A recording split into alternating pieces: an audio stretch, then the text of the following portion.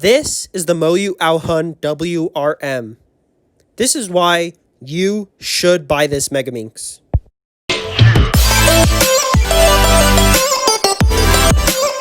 This puzzle, guys, hasn't really gotten any spotlight or recognition in the community. There was a couple videos on it, and most people said it was really bad out of the box, and it was very underwhelming, especially for the price. Now, it does come with the spring compression system, but overall, a lot of people seem to really not like this Megaminx and say that the AoHun V2M is better. Although I do not have the AoHun V2M, I do have the MGC Megaminx, which I think will probably feel a lot similar to the AoHun V2 and the GAN Megaminx. And I'm going to say this cube was not great out of the box. This is the box. It's a very simple box. It looks like all the WRM boxes, which I actually really enjoy. And it came with this orange spring compression system and the traditional MOU cards. So yeah, I did not give up on this cube, and I lubed it with some Mystic and the new AoHun Light lube from the Cubicle, and it was still pretty slow, but it was not as bad out of the box. And that's where I start to see the potential in this cube. I'll admit, these two cubes out of the box, they performed a lot better, and they were really good. The MGC Megaminx was really good, especially back then for the price, and it really performed outstandingly. Also really good out of the box, and it became an instant main for me. And I still really love the feeling of this puzzle. That impression of the AoHun, right?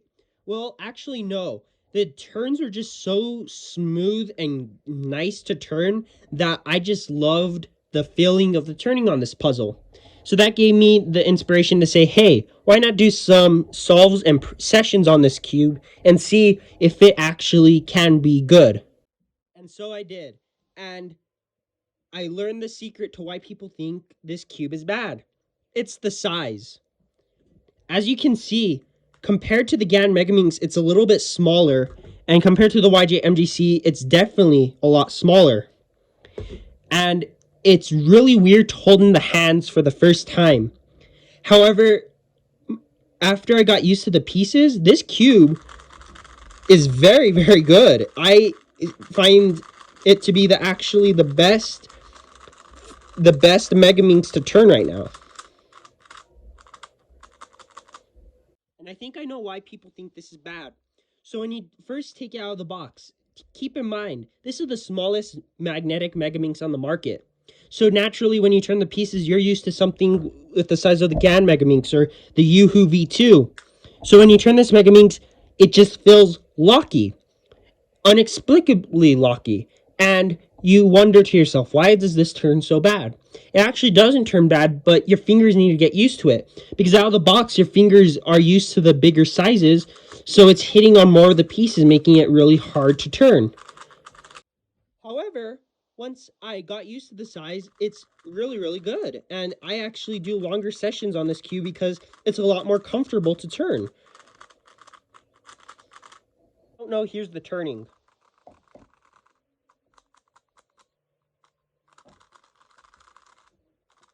Let's get on to the second issue with this Megaminx, which is the magnets. So people say the magnets are really weak, and they are. They're actually very weak. I can barely feel them while turning, but you barely feel them while even turning slowly. And this may cause some confusion saying, hey, that doesn't help the Megaminx at all if it has no strong magnets. This is actually false in my opinion. So as you can see, the MGC Megaminx has decently strong magnets, but they're still pretty weak, but you can at least feel them. And the GAN Megaminx has very clicky magnets, which you feel in every single turn. The MOU AoHun does not have this, and you don't really feel the magnets at all. But to me, this is actually a good thing. One reason to consider it is, remember the original WRM? A lot of people love this cube, and yet when it was first announced, a lot of people were very skeptical about it. It had very weak magnets, not as strong as the GTS3, which made people think this cube was unstable. However, with time and getting used to this cube, I find the magnets actually do their job a lot better than other Megaminxes. Since the magnets aren't noticeable, it doesn't put any resistance in your turns, making it a lot easier to turn this Megaminx. They almost kind of mush the pieces together for making it not feel like there's any magnets, but there's still a lot of stability in the puzzle. This is also the main reason I kind of switched from this Megaminx to the AoHun WRM to the GAN. The GAN has very clicky and strong magnets, so when I make a turn, it's actually very more resistful when turning, so it makes your hands a little more tired because there are those stronger magnets. While on the AoHun WRM, there's no, since the magnetic pull is not as strong, you get a lot cleaner and smoother turning, resulting in fluid TPS and solves. Keep in mind, guys, this may just be my personal preference, but the less effort I have to put into turning makes the Megaminx a lot more comfortable when I'm solving, and actually results in longer practice sessions since I don't have to get tired hands when practicing Megaminx. Now, one thing another people keep criticizing this Megaminx for is its shades. It looks not that it doesn't contrast well on camera, I should say. However, in person, after you get used to them, I think the shades actually contrast the best on this puzzle. I recognize so much better with these shades rather than the dark blues and this color. And you can't really see it on camera, but to be honest, the gray on this AoHun WRM is a bit darker, and to me that's a lot better for recognition on last layer. And if you guys are curious about what setting I put the spring compression system on, I chose the level 3 of spring compression. To me, it didn't need too much stability, and this cube is already stable as it is, so I thought spring compression 3 was the best. Now, I do want to mention one thing, guys. I find that this Megaminx is the best in one category compared to any other Megaminx, and that is pops, catching, and corner twisting. So a lot of people say that this Megaminx has a lot of friction when doing turns. After breaking, that kind of goes away, and it is a little more bumpier than other Megaminxes. However, this is because it has torpedoes inside the pieces, a lot more long and stable torpedoes compared to like the GAN Megaminx's torpedoes or the MGC, which doesn't even have torpedoes, I don't think. And the result is you can still twist a corner, but it takes a lot more effort. And because of those torpedoes, you don't get nearly as many catches and pops as I do on the GAN Megaminx. Now, the GAN Megaminx, it takes some effort to turn the corners, but it will happen every like 15 solves.